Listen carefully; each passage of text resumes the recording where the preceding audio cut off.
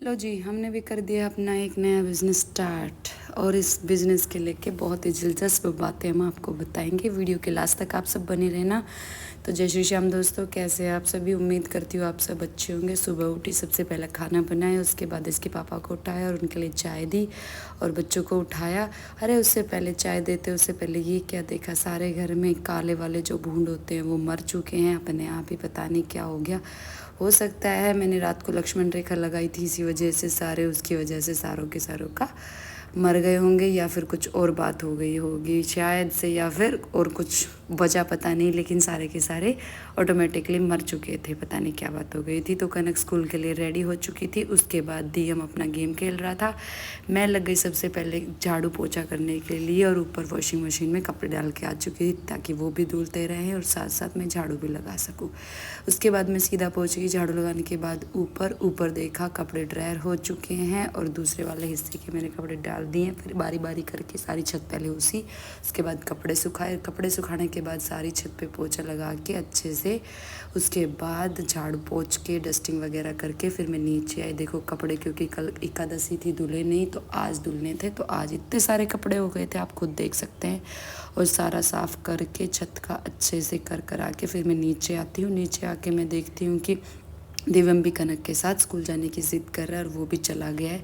फिर मैं सीधा पहुंच जाती हूँ दूध लस्सी लेने के लिए, क्योंकि दूध लस्सी मैं लेके नहीं आई थी। और उसके बाद आते ही मैं सीधा का सीधा बाहर की झाड़ू लगाने लग जाती हूँ। बाहर देखो कितने सारे गिरे पड़े हैं, रोज़ इतने सारे आ जाते हैं और इतने सारे रोज़ कूड़े में डाले जाते हैं। हमारे यहाँ सबके यही हाल हो रहा है। तो कमेंट में बताना कि आपके यहाँ भी यही सब कुछ चल रहा है या सिर्फ हमारे यहाँ पे भी।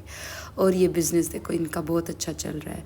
तो फिर उसके बाद मैं लग गई सारे घर के अंदर जो शीशे थे, जो खिड़कियाँ थी, उनको डस्टिंग करने के लिए, क्योंकि ये रोज़ गंदी हो जाती हैं और रोज़ ही करनी पड़ती हैं। जिस बिज़नेस की मैं बात कर रही थी उस बिज़नेस के लिए मैं आपको बता देती हूँ। अभी कल 2-3 दिन में नवरात्रे शुरू हो जाएंगे, तो मैं घर की सफाई के लिए लगी हुई हूँ। आप जैसा कि वीडियो में देख रहे हैं, तो मेरा नया बिज़नेस यही चल रहा है कि घर की सफाई करना नवरात्रों के लिए। उसके बाद नवरात्रि जाने के बाद दिवाली की सफाई में लग जाएंगे। क्या आप लोग भी अपने घर में ये बिज़नेस करना स्टार्ट कर चुके हैं या फिर नहीं कर चुके हैं? इस बात के लेके भी कमेंट करना ज़रूर बताना।